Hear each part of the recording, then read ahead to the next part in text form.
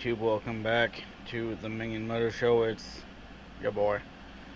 Um, I want to do my honest opinion review about a movie. Today is July 27th, 2023, right? And yesterday, which was Wednesday, July 26th, 2023, I went and watched Oppenheimer, whatever, however you want to pronounce it, Oppenheimer, whatever, I don't know. Anyways, if I had to give that movie, you know, an actual school grade rating of A plus A minus, B plus B minus, C plus, all the way down to F, A, B, C, D, and F, whatever, I would probably have to give that movie a B minus. Okay? Now, this is just my opinion and what I took from the movie. I wanted to go see that movie. I wanted to. I really did. And I'm happy I did. It's a 3-hour movie. So honestly, the length to me was perfect. Because certain movies shouldn't be more than 2 hours. And then certain movies, like Oppenheimer, need to be about 3 hours, maybe a little bit longer to really get the point across, right? Like, I'll give you an example. Fast and Furious should be about 2 hours, 2 hours and 15 minutes at the max. John Wick, I've seen all 4 of them in theaters. It should be about, about the length that they are, about 2 hours and 15 minutes. Oppenheimer, the 3-hour length was fine. I didn't mind it being 3 hours, Some scenes really didn't need to be there. They kind of pushed the issue a little bit too much of, Oppenheimer, them trying to deny his security clearance. They spent way too much of the movie on that, and that's really about what the whole movie is, the guy going to another country for physics, meeting God, what the hell is the dude's name? The crazy guy with the white hair, crazy white hair. I can't remember the dude's name. The scientist guy. Anyways, and him getting this job at this school or whatever, and creating the bombs, right? Or figuring out the physics and all that stuff behind creating the bomb. Now, the reason why I'm only giving it a B minus is because I had a little bit of a different expectation for the movie than what it actually was portrayed. They only have like 3 explosions in the movie.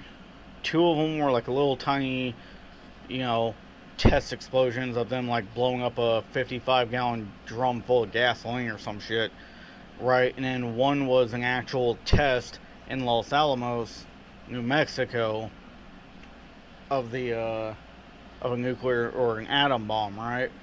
Which then they dropped the fat man, a little boy or whatever, on Nagasaki and Hiroshima, right? But they didn't show those explosions, maybe because they didn't have the footage for it, or they didn't have the rights to use it, or maybe just because, you can't maybe show certain things in movies. I don't know what the whole thing is between the movies, right? But really, the only actual explosion that they really showed was the test that they did in Los Alamos, New Mexico, right? And it was based out of New Mexico, basically the entire movie. There was no going to the Nevada testing site out by Area 51. There was no Area 51 type shit, which kind of sucked to me, right? Because I would have thought that okay, you would have shown more of the testing, you would have shown more of the, about the actual bombs and, them blowing shit up with it and all that type of stuff. And then they really didn't explain a whole lot about the math behind it and the physics and the whole scientific deal on, you know, because my thing is I'm kind of weird. Ever since I was a really little, since I was a young kid, I've always wanted to be a pyrotechnician as a career. I've always wanted to also be a mortician, which is kind of weird. I know, blowing shit up and then taking care of dead bodies. It's kind of weird, right? Two in one. You use a bomb to go blow up a bunch of shit and then you get paid to, I don't know, fucking. Then I've always wanted to, race, you know, off road trucks and shit like that. And, singing would have been cool. Like being a famous singer and shit would have been cool. But, that's just further down the line, right? So I've always found nuclear weapons, whether it's a hydrogen bomb, atom bombs, this bomb, I've always kind of found some kind of interest in that kind of stuff, right? Especially like, is it just one atom that gets split in an atom bomb, or is it a chain reaction like it said like in the movie, which I don't know if it's what's real or what's not, but like an atom splits, turns into two molecules, they get turned into split into four atoms, and then the atoms split into more I don't know, some. But like I've always found that fascinating, right? Not because I want to do anything with it, other than I want to learn it because it's interesting to me, right? And don't get me wrong, nuclear bombs scare the fuck out of me, right? Like, I don't want those things going off and killing a bunch of people. I just find them interesting in the amount of destruction that they, you know, you got something about the size of a softball inside this big rocket that's like 130 feet long in today's standards, and that little softball sized whatever it is can do that much damage. You know, it's scary, but it's fascinating with how all that kind of transpires. Like what, like the the reaction inside of that little softball sized thing or whatever, however big it is, like whatever goes on inside there, whatever it does to, you know, to activate, to be able to take itself and this big capsule to be able to do so much damage.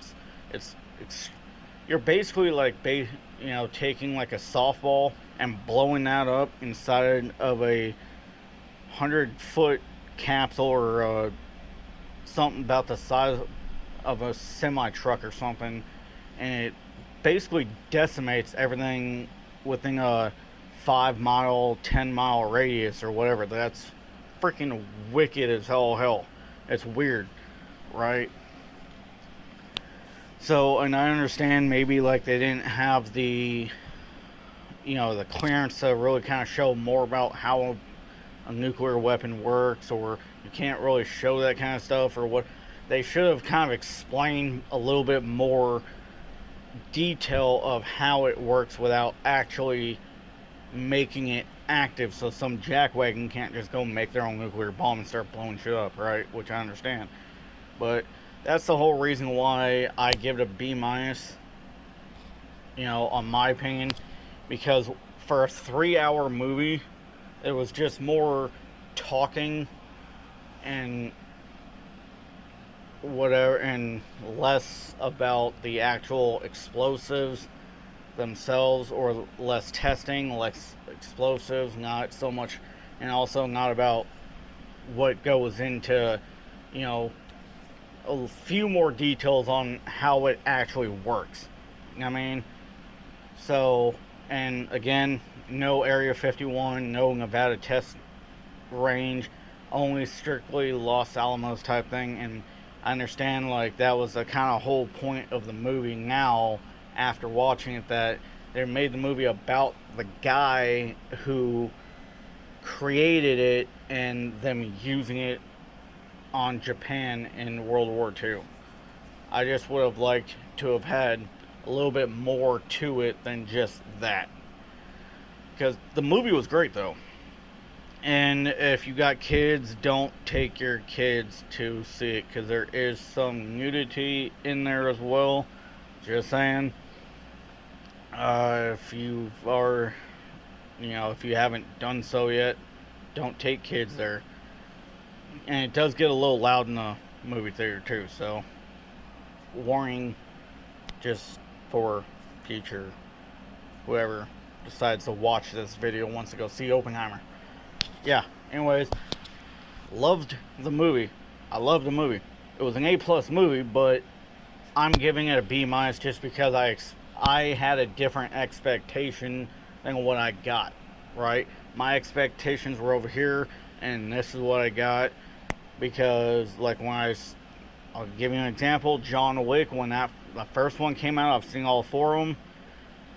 This is what I expected, this is what I got, and they were basically a peanut butter jelly sandwich. They went hand in hand.